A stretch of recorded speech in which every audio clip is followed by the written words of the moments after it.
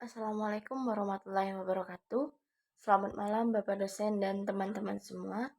Perkenalkan, nama saya Anissa Cahaya Gina dengan NIM 20030303011, kelas A semester 3, program studi sosiologi, Fakultas Ilmu Sosial dan Ilmu Politik, Universitas Nusa Cendana Kupang.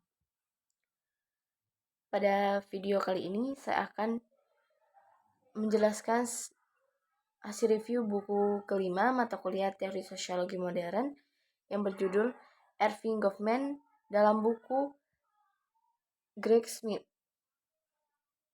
Langsung saja pada pembahasan yang pertama, yaitu mengenai proyeksi Goffman. Nah, dalam pembahasan pertama ini, saya akan menjelaskan mengenai sebuah enigma sosiologis, di mana Erving Goffman di sini merupakan salah satu dari abad ke-20 yang paling populer dalam ilmu sosial. Dia pertama kali menjadi terkenal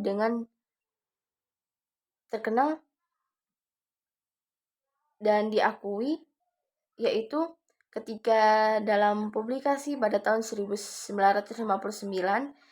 dari The Presentation of Cell in Everyday Life, yang mana hal itu diikuti dalam 2 tahun. Kemudian berkembang lagi dan Aisium di sini lebih berpengaruh.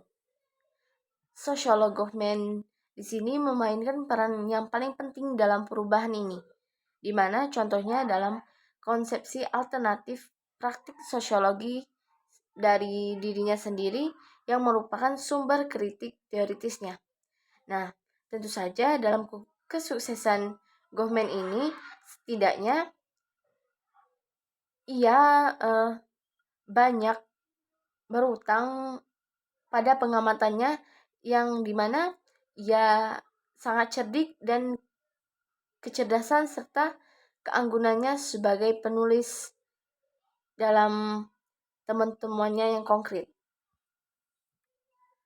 Nah, kemudian mengenai masalah interpretif dalam membaca Goffman. Nah, di sini pencapaian Goffman paling utama yaitu menunjukkan bagaimana rincian dari perilaku seseorang, yang mana secara fisik hal itu hadir satu sama lain yang dapat diterima untuk analisis sosiologis. Nah, dengan ambisi tersebut harus dikatakan bahwa studi tentang sosiolog dari pada realitas sosial mungkin akan mengejutkan Goffman, di mana ide-idenya membuat disiplin empiris menjadi serata dan lebih buruk lagi, sehingga cenderung mempromosikan kanonisasi yang tidak kritis dan keunggulan daripada aplikasi kritis dan pengembangan ide-ide tersebut. Selanjutnya mengenai keterlibatan interaksi rata-rata muka.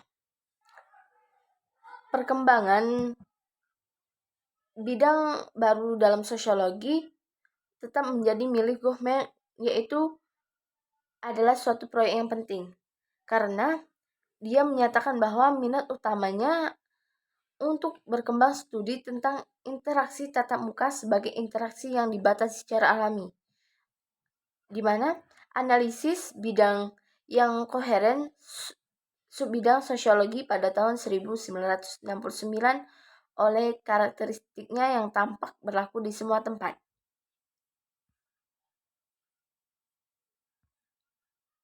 Selanjutnya pada pembahasan yang kedua mengenai asal dan munculnya Goffman sebelum Chicago.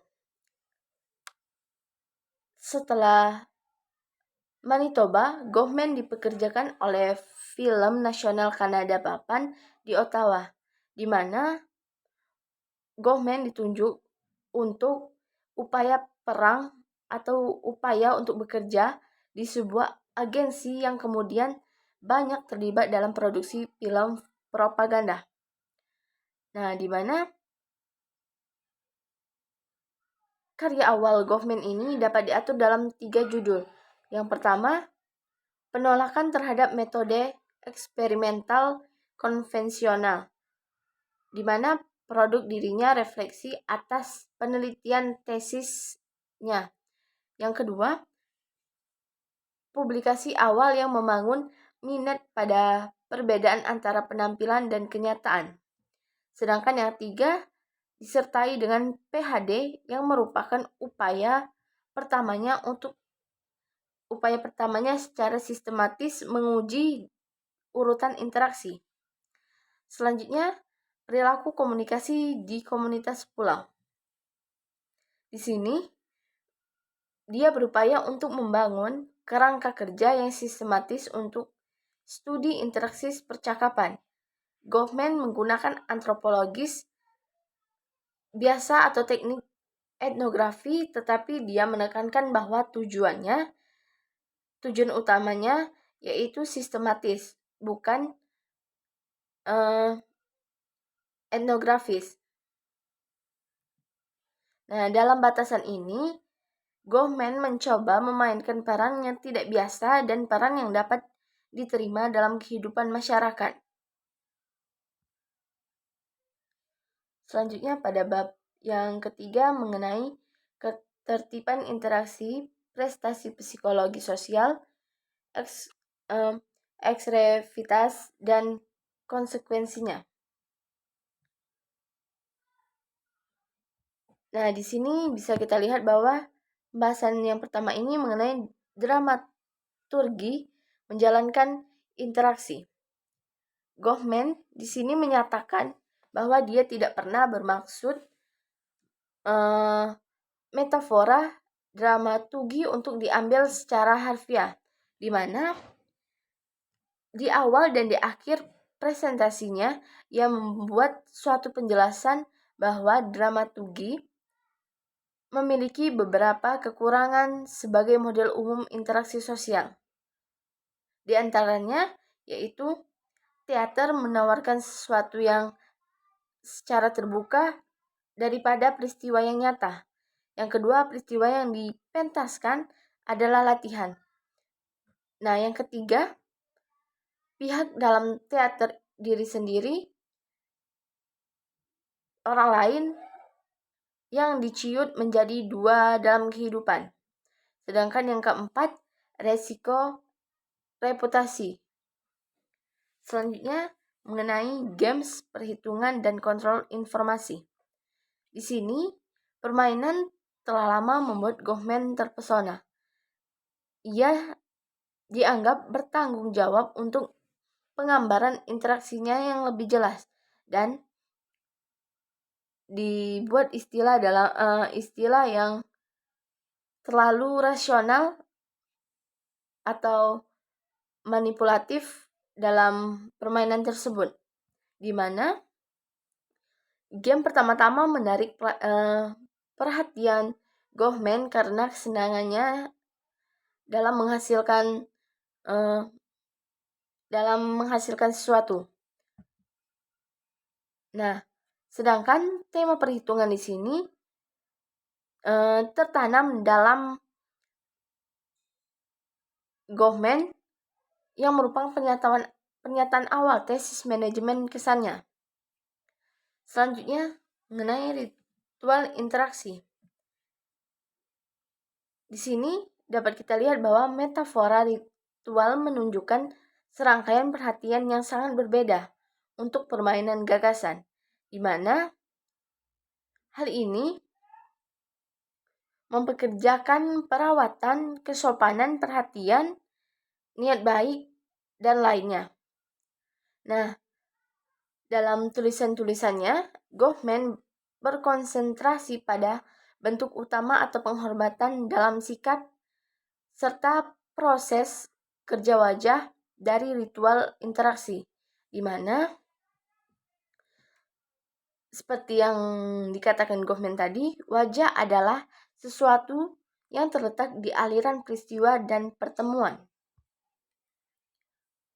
Selanjutnya, bab yang keempat yaitu mengenai pengalaman membingkai. Analisis frame.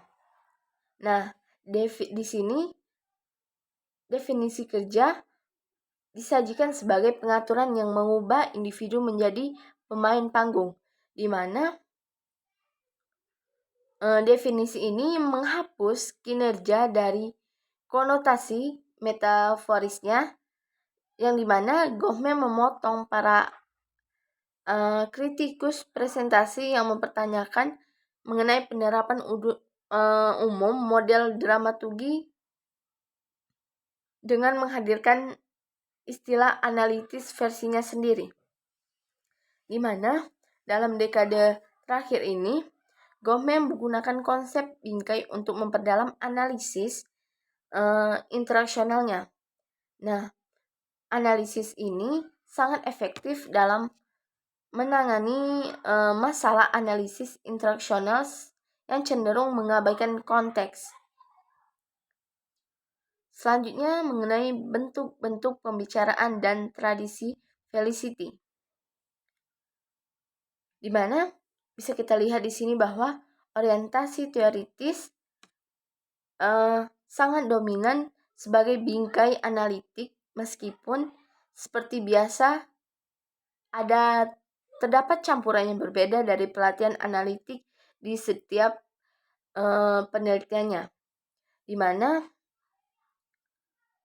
pandangan Goffman di sini berargumentasi bahwa percakapan adalah sebuah api yang bisa membakar apa saja, dan kontak yang berisi percakapan yang milik Pandora. Selanjutnya, pada pembahasan yang kelima mengenai diri sendiri. Dalam diri sendiri ini terdapat syarat untuk manusia, di mana sebagai ahli etnografi entitas kecil, Goffman menemukan bahwa sosiologinya tidak bisa mendiskusikan diri individu, karena pemikiran Goffman ini mengenai individu sama kontroversialnya dengan konsepsi tentang metode sosiologis, karena para kritikus seringkali tidak setuju dengan apa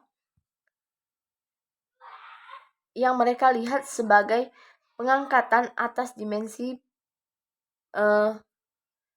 yang tidak autentik dan dari sifat manusia, di mana